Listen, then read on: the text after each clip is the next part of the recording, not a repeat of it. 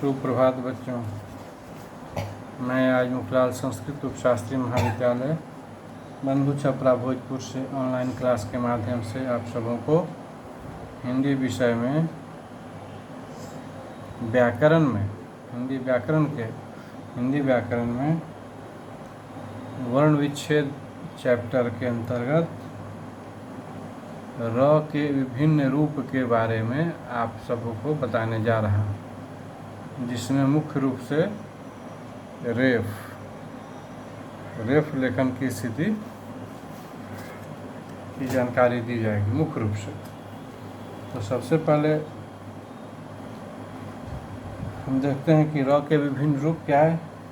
तो हिंदी वर्णमाला में र की स्थिति दूसरे वर्णों से भिन्न है। इसकी स्थिति वर्णमाला में विशेष है क्योंकि इसके लेखन में विविधता है। क्या विविधता है तो देखें पहले रेफ लेखन की स्थिति। रेफ लेखन में रेफ लेखन में जब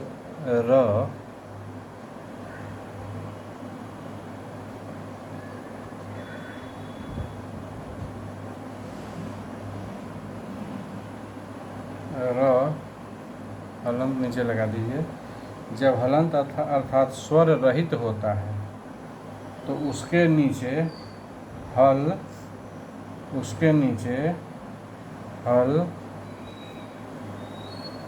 चिन्ह नहीं लगता है। हल चिन्ह नहीं लगता है। कब नहीं लगता? तो र जिसमें हलंत लगा हुआ है, जब हलंत अर्थात स्वर रहित होता है तो उसके नीचे हल चिन्ह नहीं लगता। ऐसी स्थिति में ये जो र है रेफ बनकर अगले व्यंजन के सिर पर लगता है। जैसे शुद्ध रूप इसका है प र व। यह शुद्ध है। शुद्ध क्या होगा? पर्व। इसी प्रकार ग र व, इसका यह शुद्ध है, शुद्ध होगा गर्व। इसी प्रकार स र व, अशुद्ध शब्द शुद्ध हो जाएगा सर्व। इसी तरह व र श वरस, ये जो है अशुद्ध है, शुद्ध होगा इसका वर्ष। इसी तरह अर्ध क्या धर्मार्थ का होगा। तो प र व शब्द में व जो है वर्ण के पहले आने के कारण यह व के शीर्ष पर लगेगा, जैसे पर्व।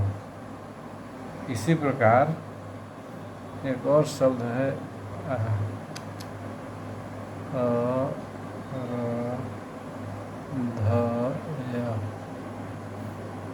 यह शुद्ध है, इसका शुद्ध होगा अर्ध। इसी प्रकार धर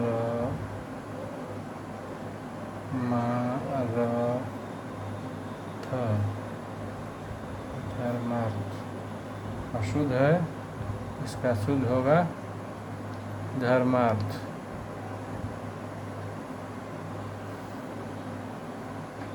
तो अ जो है में चूंकि र हलंत के बाद ध हलंत भी ध जो है वो भी हलंत सहित है, अतः यह ध हलंत के बाद आने वाले वर्ण यह जो है उसके शीर्ष पर लगेगा, जैसे अर्ध।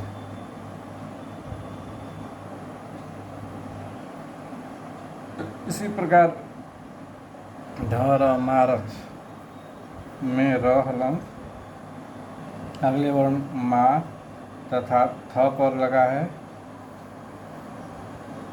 धर्मार्थ।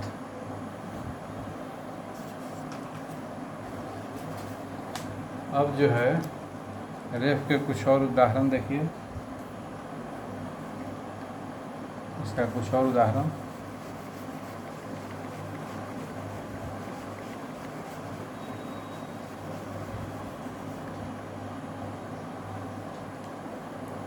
इसका शुद्ध रूप है क र म, शुद्ध हो जाएगा कर्म। अशुद्ध है च र म, शुद्ध हो जाएगा चर्म।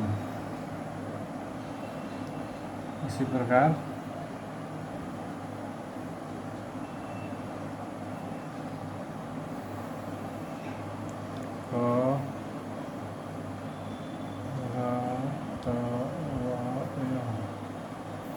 अशुद्ध हुआ, शुद्ध हो गया कर्तव्य। कहने का मतलब यह है कि जब र से पहला व्यंजन हलंत होता है और इसका उच्चारण प्रयुक्त वर्ण के बाद होता है तो र से पहला वर्ण पूरा लिखा जाता है और र जो है उसका रूप विकृत हो जाता है। अब पाई वाले व्यंजनों जो हैं, पाई वाले व्यंजनों के बाद प्रयुक्त र जो है वो पाई के नीचे तिरछा होकर प्रयुक्त होता है। जैसे जैसे उदाहरण उसका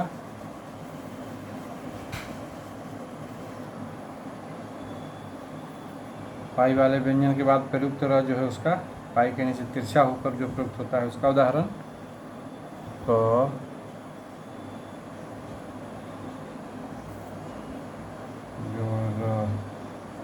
बराबर क्र। क्र से क्या होगा? क्रोध।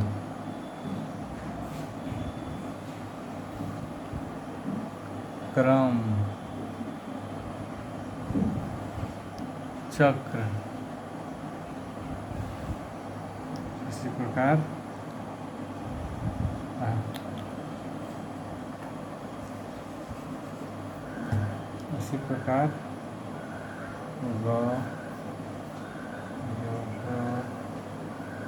बराबर ग्रह। इसे शब्द ग्रस्त। अगला शब्द ग्राम। अगला शब्द ग्रंथ। ऐसे ही और है बर प्र से कब्र होगा, शब्द होगा पर प्र जोड़ प्र, इसे होगा प्रकाश प्रथम या प्रकार भी लिख सकते हैं। इसी प्रकार स जोड़ बराबर स्र, इसे शब्द होगा हृष मिश्र सहस्त्र, बहुत है सब। अब देखिए पाई रहित व्यंजनों के बाद र का लेखन। पाई रहित व्यंजनों के बाद का लेखन।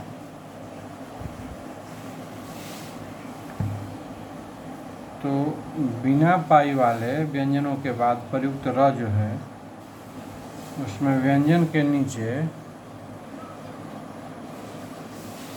यह चिन्ह के रूप में प्रयुक्त होता है। जैसे उदाहरण ट जोड़ र अगर होगा ट हलंत जोड़ र बराबर ट्र लिखना होगा तो ट्र। ऐसे इसका क्या उदाहरण होगा? Truck, tram, trust. इसी प्रकार ड हलंत जोड़ र बराबर ड्र। इससे का उदाहरण ड्रामा, ड्रामा या ड्रम। और उदाहरण है अब देखिए द तथा ह के बाद र का लेखन। द तथा ह के बाद का लेखन। द तथा ह के बाद र का लेखन। तो द के बाद आने वाले र का संयुक्त रूप पाई वाले व्यंजनों के समान ही होता है। फिर से सुनिए, द के बाद आने वाले र का संयुक्त रूप पाई वाले व्यंजनों के समान ही होता है। उदाहरण, द र क्या हो जाएगा, द्र। इसे शब्द बनेगा दरिद्र, कद्र इत्यादि। अब ह के बाद आने वाले र का रूप किस प्रकार होता है, तो ह जोड़ र बराबर र। इसे शब्द क्या बनेगा, ह्रस्व, ह्रास। अब त और तालाब श के बाद र का लेखन। त और तालाब श के बाद र का लेखन। तो त के बाद र आने पर संयुक्ताक्षर बनता है। कौन चीज, त्र।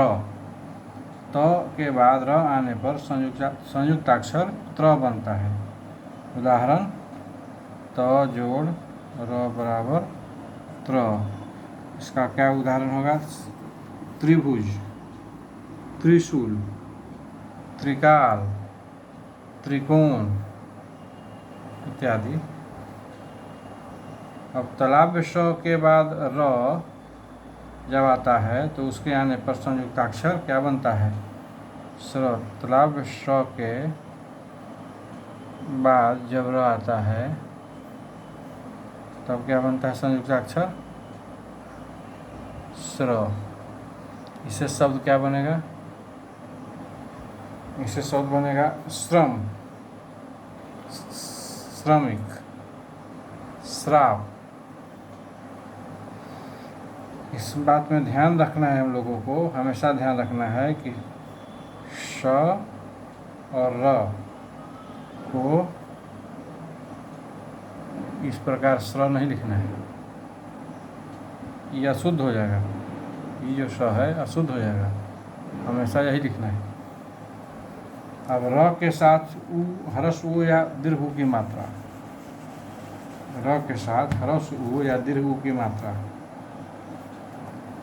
र के साथ ह्रस्व उ की मात्रा लगने पर रू बनता है। र जोड़ अगर ह्रस्व उ लगता है तो क्या बनेगा, रू। इससे क्या शब्द बनेगा, गुरु, रुपया। और र के साथ दीर्घ की मात्रा लगेगा तब क्या बनेगा, रू। उदाहरण, र जोड़ दीर्घ उ बराबर रू।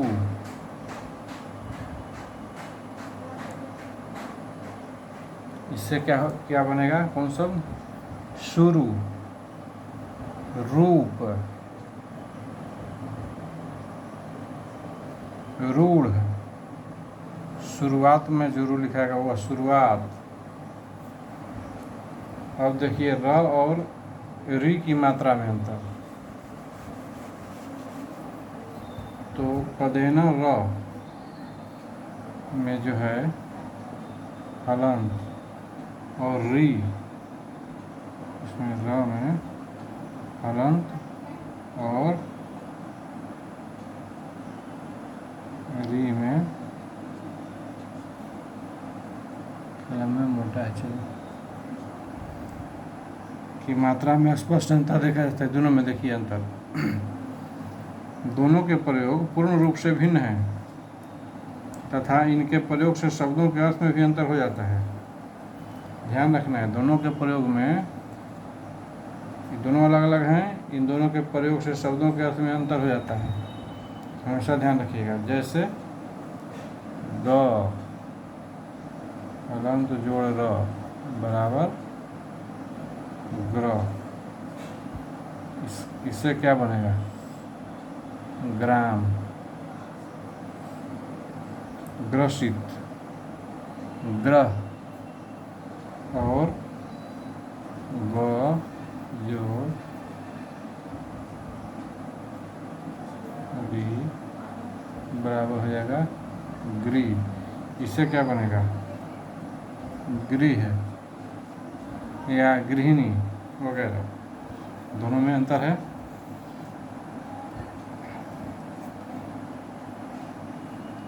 ग्रह जो है, ये ग्रह जो है, इससे जो बनेगा ग्रह, ग्राम ग्रह। तो ग्रह का मतलब हुआ घर, और गृह का भी मतलब होता है घर। गृह का मतलब होता है घर, गलत बोला गया। गृह का मतलब हो गया घर, और ग्रह का मतलब है कि आकाश में घूमने वाला एक पिंड है जो आकाश में घूमता है। तो ग्रह की जगह गृह का प्रयोग अशुद्ध होता है। उसी प्रकार जागृत की जगह जागृत, क्रम की जगह क्रीम, या कृपा की जगह कृपा, या श्रृंगार की जगह श्रृंगार जो लिखिए होगा वो अशुद्ध होगा। ये सब चीज़ पर ध्यान रखना है। कुछ आप अपने से भी सारे बातों को पढ़कर कुछ उदाहरण बनाइए और इसको याद कर लीजिए आप लोग। अब अगला क्लास में हम लोग नुक्ता के बारे में पढ़ेंगे। हिंदी व्याकरण में नुक्ता या संयुक्ताक्षर जो भी हो, दोनों में से एक पढ़ेंगे अगला दिन। तब तक के लिए आप लोगों को शुभ दिन।